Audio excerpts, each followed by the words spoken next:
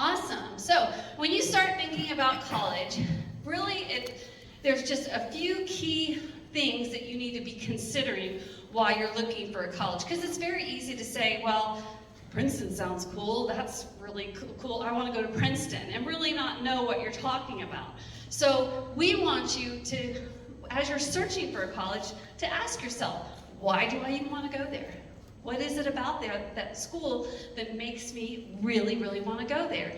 And is this college a good fit for me? Can I see myself here? Does this school even have the degree I want to study at, right? So those are some things you really want to consider as you're looking for colleges. So as you're starting to look at colleges, and we'll talk about some of those search tools here in a second, but you will find that the more you start diving in, you're going to be separating colleges in kind of making a list of colleges you're interested in. And there's terms like reach schools, dream schools, target, match, safety, things like that. And these basically you categorize these by their admission rate, how many students they let in, or if you have, like for instance, reach schools, they're classified by having very, very low acceptance rates. These are schools that are really hard for just about anybody to get into.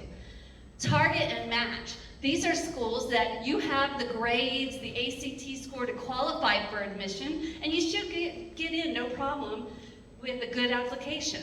And then there's safety schools. These are schools where you're guaranteed admission. Now many of you in this room are probably, UT Knoxville might end up being a safety school for you because they just passed this guaranteed admission policy in the state of Tennessee that if you graduate in the top 10% of your class, you're in Lifeline. So there's going to be some schools that are going to be safety for you because you know you're going to get in. You have the stats, you have the grades, the GPA, you meet those minimum requirements to get in. Anybody have any questions over those categories? And you have to stop me because those of you know me, I just keep talking. All right, so we'll start with these reach schools. Lots of people don't like the term dream schools. Kind of sets you up for, I've dreamed about this all my life, and then you get rejected. Well, they are reach schools because they are a reach for anybody. Every student, for the most part, who wants to go to one of these schools has great grades, has great ACT scores. They have awesome activity lists in high school and things like that. And you just never know what about you as an applicant makes them want you. And why you didn't get into a certain school. So I just like to say they're a reach because they really are a reach for people. We've had students that we thought, oh, for sure they would get into this school or that school, and they didn't, right? So I just kind of want to go over the terms of these reach schools because you hear these, and sometimes people don't even realize where these terms come from because everybody hears Ivy League, and they're like, oh, I gotta go to the Ivy League and these schools. Well, if you look over there on that far side, those are highly selective schools. That means 7% or less of the students who apply there get in. So if they had 100 applicants, 7 are getting in or less. Most of those schools in that chart were this past year, their admission process, I think most of them are under 4%. Just highly, highly competitive because the number of applicants have increased a lot lately. So the term Ivy League, it's 8 schools, and it's not that they are the best of the best schools, because that's not what it's about. The Ivy League is a group of 8, it's kind of a consortium of 8 old historic schools. Many, Harvard's 400 years old. Many of these schools are hundreds of years old. And in about the middle of the last century, they decided, let's all play football together, and they became the Ivy League. So that's where that term comes from. Sometimes you'll hear about schools being called Ivy Plus.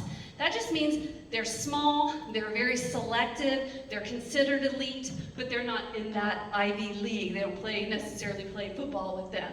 And so those are your schools that, and like I said, most of those, the same thing with the admission rates this past year, 3, 4, 5%.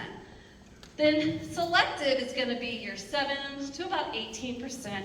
I would say 20–25% is pretty selective too, but you have to cut it off somewhere, I guess, right? Because the list would be a lot longer. But sometimes you'll hear the term little Ivies. These are small, tiny little private schools, many of them like 1–2,000 students tops.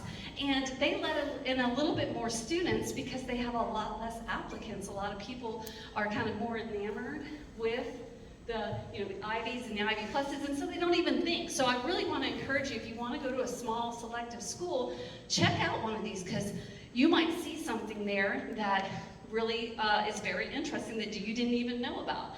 And then of course there's other selective schools, and if you notice that there's 2 public schools a lot of people don't even realize are that selective. One's Georgia Tech and then the University of Michigan.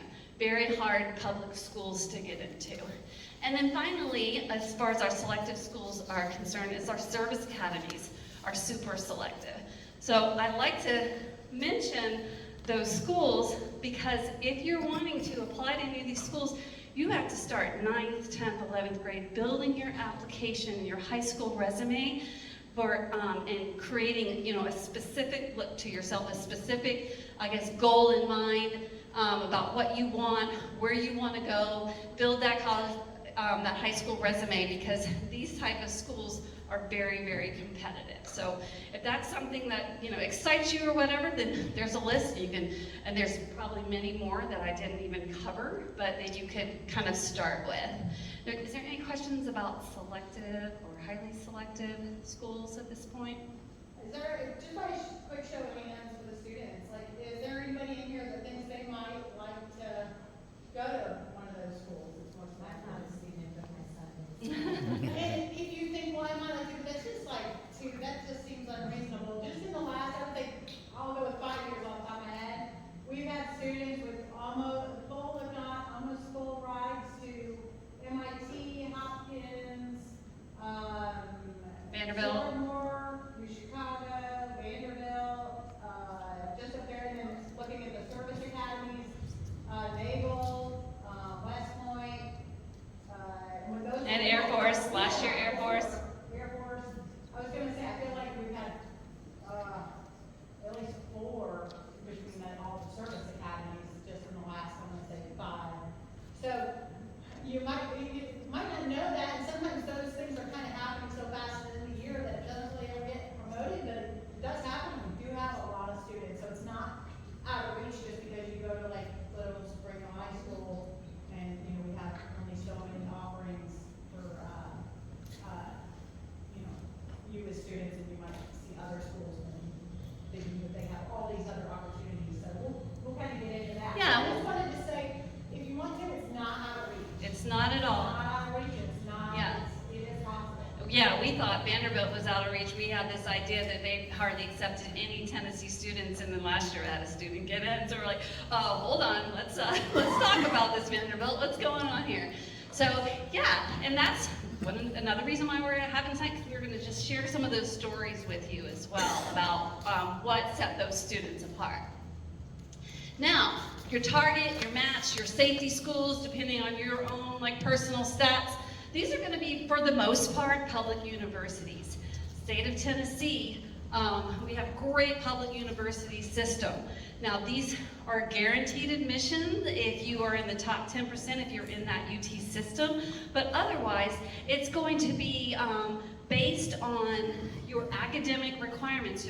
What is your GPA? Do you have that minimum GPA and ACT score to get in? And if you can get in, awesome, that's great, and you can go. Now, within these schools, many of them have programs that are highly selective. You might graduate in the top 10% of your class, so you can get into UT Knoxville, but then you have that separate application if you want to be in their nursing school, and that is highly, highly selective. So that is where a lot of these things that we're going to talk about tonight will help you in how you differentiate yourself and set yourself apart, because the admission rate for the nursing school is probably looking like those schools on the last slide.